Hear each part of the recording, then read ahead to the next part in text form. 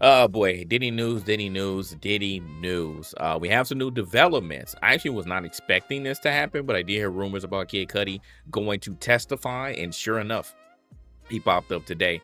Boy, looking like he fresh out of Greece. Boy, he this man out here stressed. He hopped right out the car smoking a cigarette.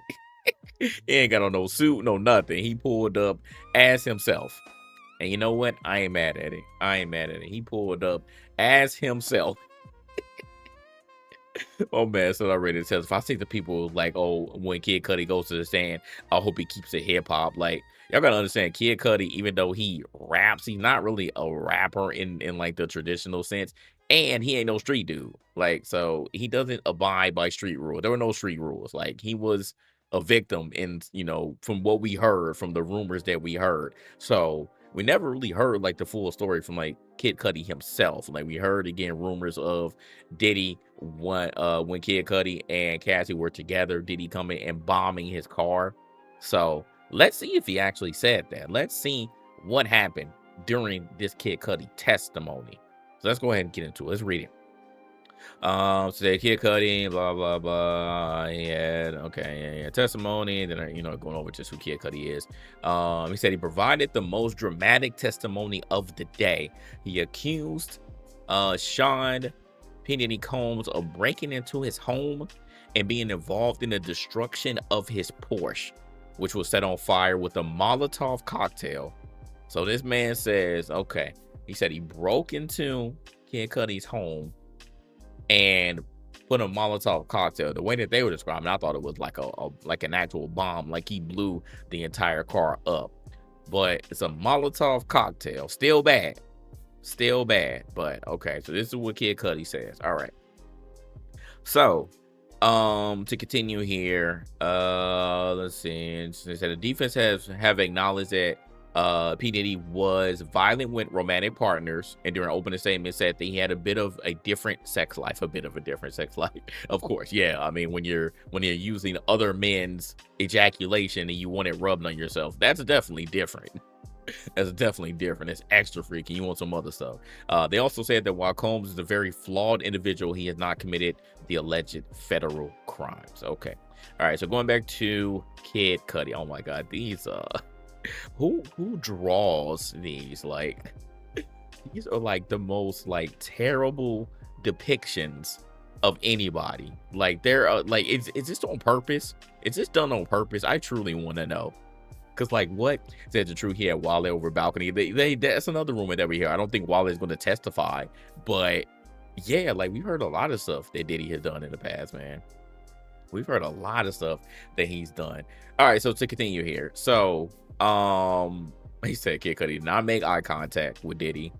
Of course he didn't.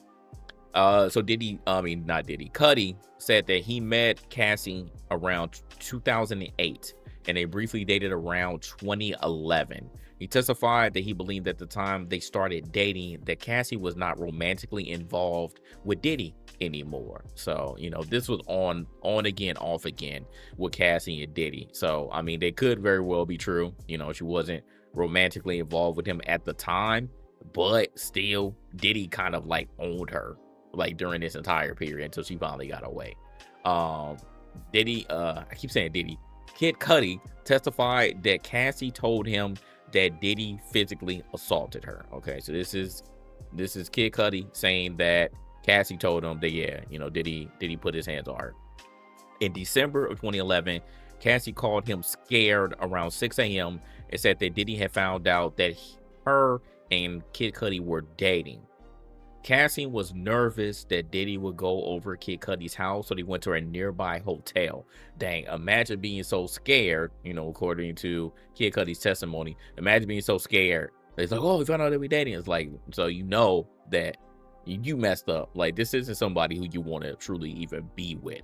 Even if it's for a small period of time, even if y'all are just having sex. If she's still afraid of Diddy, and saying, oh, he's going to come over and do something violent, then that's when you get the cops involved immediately. Like, I don't know what else is going on. Like, it just doesn't make sense to me.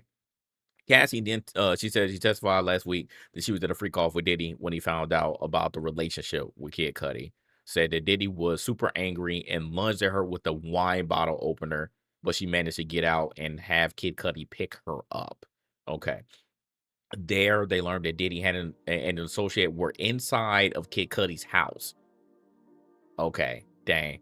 So it sounds like right after that, the way that they're saying, right after that, they're saying that Diddy and an associate went into Kid Cudi's house. On the way back to Kid Cudi's house, Cudi called Diddy. I said, MFer, you at my house? And Diddy said, I just want to talk to you. I'm over here waiting for you. When you say I just want to talk, you don't just want to talk. You don't just want to talk. You want to get violent. We already know how that goes. That nobody's to fall for that trick. When Cudi arrived to the home, Diddy was not there. Cudi had noticed that his home security systems had been moved, and inside his house, some gifts had been opened, and the dog was locked in the bathroom. What did the dog do, bro? What did the dog do? He called the police and filed a police report about the break-in. Cudi spent the Christmas holidays with Cassie and her family in Connecticut in the following days, but the pair broke it off by New Year's Eve. That was a little too long, in my opinion. You should have broke it off immediately. Cudi also said that he got a call from the dog sitter one morning in January 2012 and was told that his Porsche was on fire. So dang. So Diddy spent the block. So he didn't do all of this in one night. So he spent the block. So if in December he broke in, saying that January of the next year, Diddy spent the block and lit his Porsche on fire. Dang, so he was really mad. Said, bro, watch the man. I said, what's the difference? Oh my God. Cudi said it looks like the top of my porch was cut open, and that's where the Molotov cocktail was put in. Okay. So he didn't throw it directly at the car. He's saying that they cut open the top, the soft top, and then threw the Molotov in. Okay. After the fire, Cudi set up a meeting with Diddy at the Soho. I would want to set up a meeting with the man afterwards. What are you talking about? When asked by the prosecution why he asked for the meeting, Cudi said, I knew he had something to do with this. So I was saying, you want like a man-to-man. Like, oh, did you really do this? The defense objected to the response, and the judge sustained the objection, meaning the jury cannot consider his response as evidence. What? All right. When he arrived to the meeting, Diddy was standing there staring out the window with his hand behind his back like a Marvel supervillain. Oh my God, bro. The description is crazy, bro. And I can imagine that actually happening. Saying like a Marvel supervillain. Several jurors and many courtroom spectators laughed at the description. I mean, yeah, that is laughable. When Cudi asked about his car, Diddy respond, I don't know what you're talking about. Of course. You wouldn't admit that. At one point, Cudi pulled his hand out for a handshake, and Diddy asked him what was wrong, saying that he thought they were cool. Cudi said he confirmed with Diddy that his word was that he didn't have anything to do with the damage to his Porsche. Cudi testified that he thought that Diddy was lying. In 2015, Cudi and Diddy ran into each other again at the Soho house, and Diddy apologized. What are you apologizing for, Diddy? I wonder. What are you apologizing for?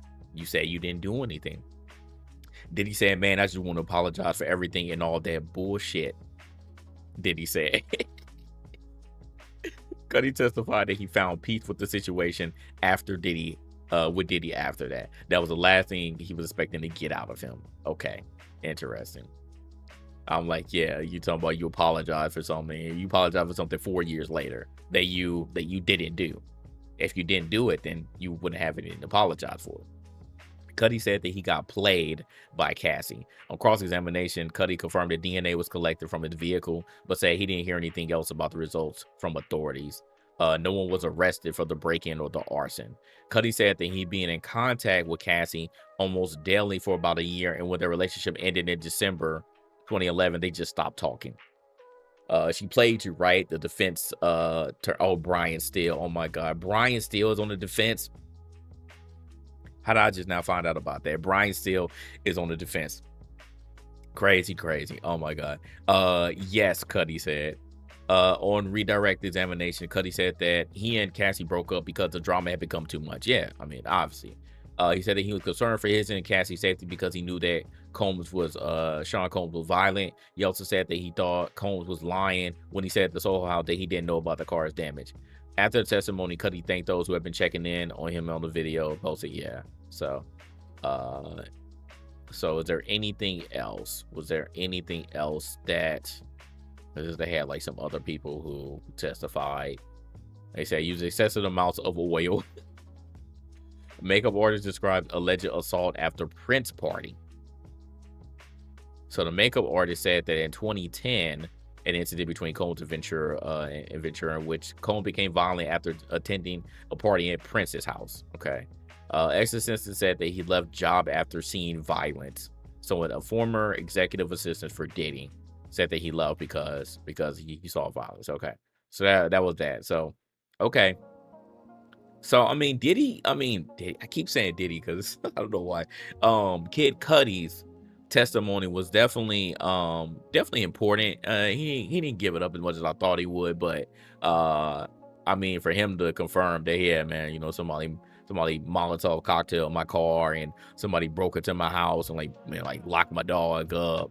And then like it got to be too much with him and Cassie. Is why I broke the relationship off. Like, yeah, I mean that still kind of confirmed that, like, hey man, Diddy was violent and like he could get even more violent if you did something that he didn't like. So it at least confirmed that part. It doesn't make it good on the defense, that's for sure. It doesn't make it good for Diddy. Definitely makes it a little bit better for the prosecution, but um yeah, I don't know how the defense could try to spin this.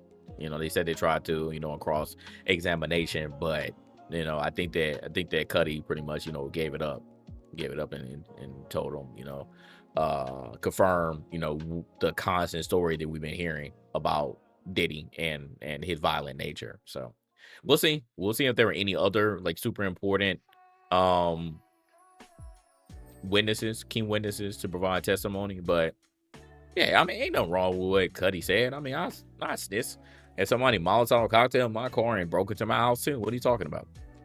What are we talking about here?